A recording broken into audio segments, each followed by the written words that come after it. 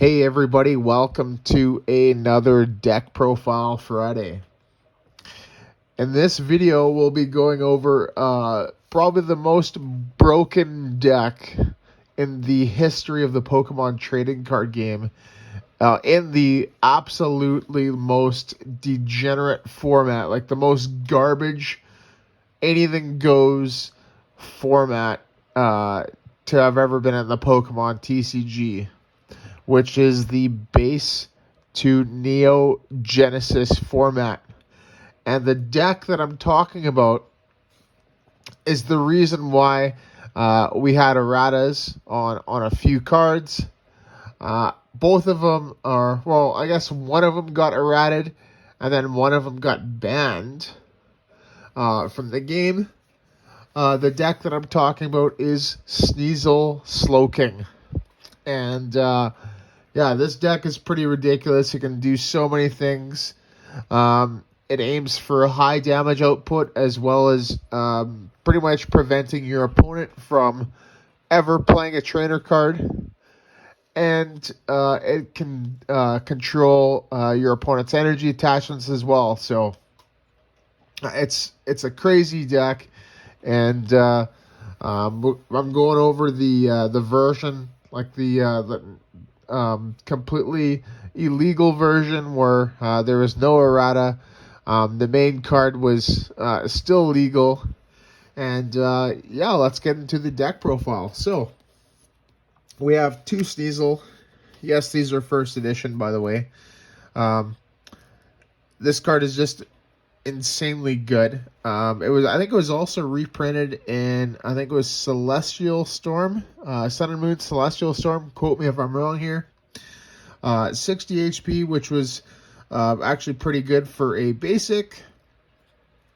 Free retreat, no weakness, was absolutely amazing. Resistance to things like resistance to psychic, which means like movie promo Mewtwo, which was awesome. I think that was the main one that was being played as well. Fury swipes there. Flip 3 coins. This attack does 10 damage times the number of heads. So this attack alone was possible to knock out baby Pokemon with. You just attach a dark, right? And then all you needed to do out of the 3 coins is flip 2 heads. And then also flip on the baby flip, and you'd get a knockout on, like, let's say, a Cleffa or a Tyrogue, right? And then its second attack there, Beat Up. This attack was definitely capable of knocking out any Stage 2. Flip a coin for each of your Pokemon in play, including this one. So, max of 6. This attack does 20 damage times the number of heads. And it's dark energy required, so each dark adds 10 damage to your attack, meaning if you flipped 6 heads with 2 darks in it, you'd be doing a possible of 140 damage, where the biggest HP at the time was 120. So, but I think most Pokemon were around the, I think it's like the 60 to 80 range, so you didn't need to flip, 6 heads. If you flipped like 3 heads with 2 darks on, you'd be getting most of your KOs. So that's the Sneasel. That's pretty much the main card. Now the other main card, and the one that got errated, was Slowking. We got 4 of those, and then 4 of the Slowpoke. Yeah, so Slowking there is Stage 1, 80 HP, which is normal. Weakness to Psychic, and retreat cost of 3. That's okay. Resistance to nothing. That's okay. Its power there, Mind Games, is the reason why we play this. Whenever your opponent plays a trainer card, you may flip a coin. If heads, that card does nothing, and then put it on top of your opponent's deck. And this is stackable. Right, this was stackable at the time before it got errated. So if you got multiples of these into play, ideally 2 or 3, right?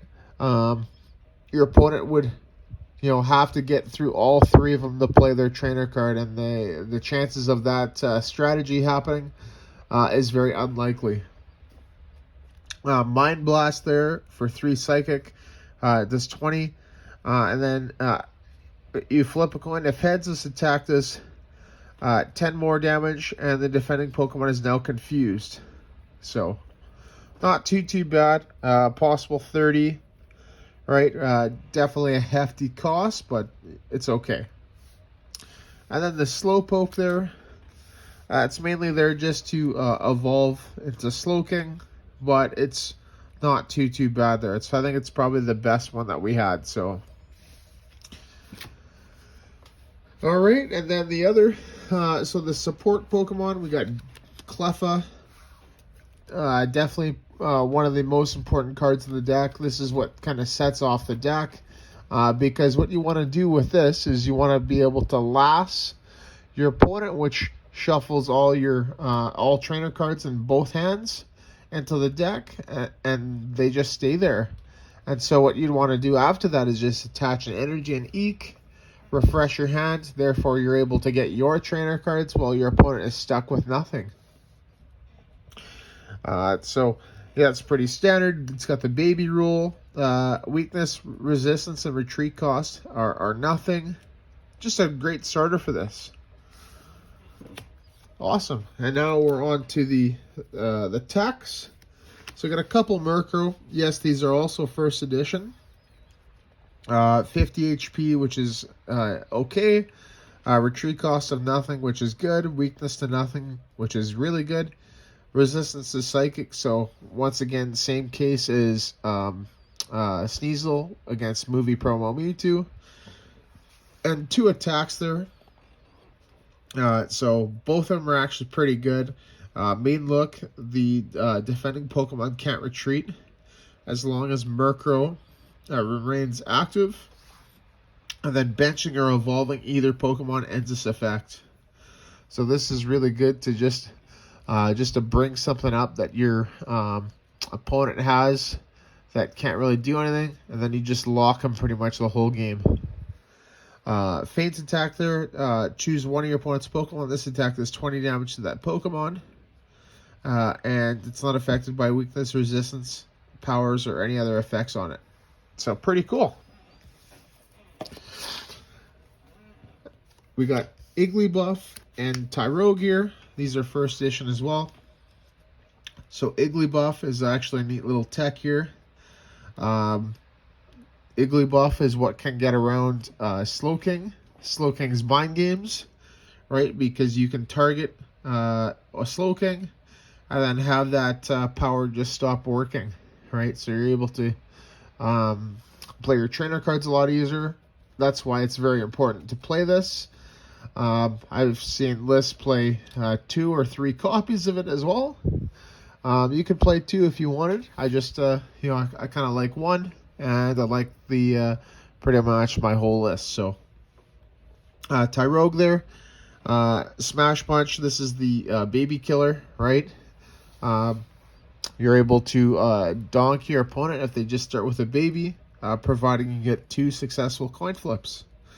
And then, yeah, both of these, actually all the babies from the Neo sets and Neo Genesis and Neo Revelation and Neo Discovery as well, don't have a weakness, resistance, or retreat cost, which is awesome. And that's it for the Pokemon. So now on to the trainers. There is no supporters in this format, so just trainers and stadiums. So we have for computer search, we'll do the 4-ups first. 4-item finder. 4 Professor Oak. And 4 super energy removal. So computer search can search for any card in your deck at the cost of 2. Item finder gets back a trainer card in the discard pile at the cost of discarding 2. Professor Oak is a good straight draw. You could play Professor Elman here if you wanted as well. As I've seen some lists play like either a 2-2 or a 3-1 Professor Oak, Professor Elm line. And just so you know, if you're unsure what Professor Elm does, it shuffles your hand into your deck and draws 7, but then you can't play any trainer cards after you play that card. And then super energy removal. Discard 1 energy attached to one of your Pokemon in order to choose one of your opponent's Pokemon, and discard up to 2 energy cards from it. So another really good card, and if you combo it with Recycle Energy, which when it gets discarded, it gets returned to the hand. You can actually just plus off it, right, and not really cost you anything. So that's the 4 ofs. Now we'll go to the 3 ofs, right? So the 3 ofs, we have 3 Focus Band, 3 Last, so that's the one that I was talking about. Yeah, these are the only 2. So Focus Band here is actually really good.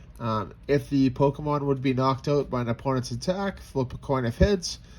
That Pokemon is not knocked out, and its remaining HP becomes 10 instead.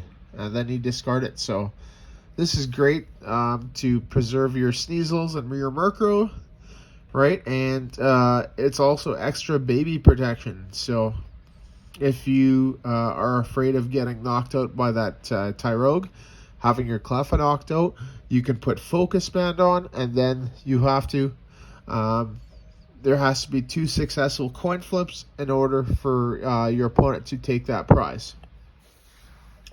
And then last as well, it combos great with Cleffa. This is what discards, or pardon me, shuffles all your trainer cards, both opponents, into the deck, and then you just eke right after, refreshing your hand. Now on to the 2 ofs. So we got 2 Energy Charge, 2 Gust of Wind, 2 Sprout Tower, and we'll do the 1 of as well, 2 Switch, and 8 Nightly Garbage Run. So the energy charges, flip coin of heads, shuffle up to 2 energy cards from your discard pile onto your deck. So this is great at getting back dark energy. This deck, all it does is it just plays special energy. So this is another great card. It's searchable by item finder as well, which is awesome. And yeah, great card. Gust of Wind there. It pretty much allows you to KO whatever you want to KO. Sprout Tower. This is probably the best stadium for us.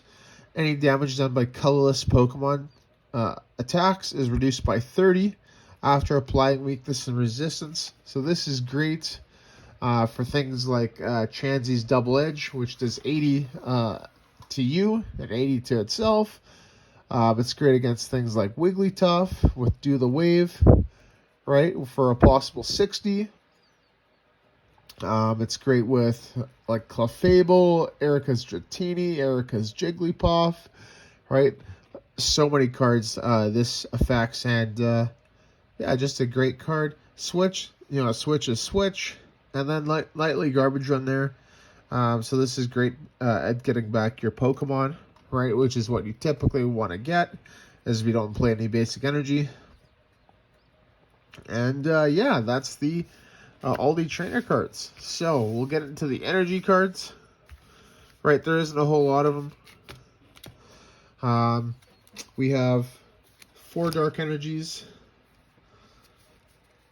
4 rainbow energies, and then lastly 2 recycle energy. So dark energy there. Dark is dark. It adds 10 damage to the attacks if they are a dark type, or if they have dark in its name. Right. Otherwise, it just provides just a dark energy. Right. Rainbow energy, provides any energy, but it also costs you to put a damage counter on the Pokemon that you attach this card to. And then recycle energy as well just provides colorless energy, so it can just be slapped anywhere, ideally on a Cleffa, Murkrow, Tyrogue, etc. Right? You don't want to attach it to a Sneasel, you just want to attach darker rainbow. And it's also there, like I said earlier, to I guess reduce the blow of super energy removal onto your opponent. And that is it for the deck. So pretty short and sweet deck. I'm not going to go into any matchups, as this deck was is definitely illegal right now. But if you are playing in this absolutely unrestricted format, or pretty much anything goes, there's no errata, no nothing, this is the number one deck. This is the number one deck to play. This is the number one deck to beat.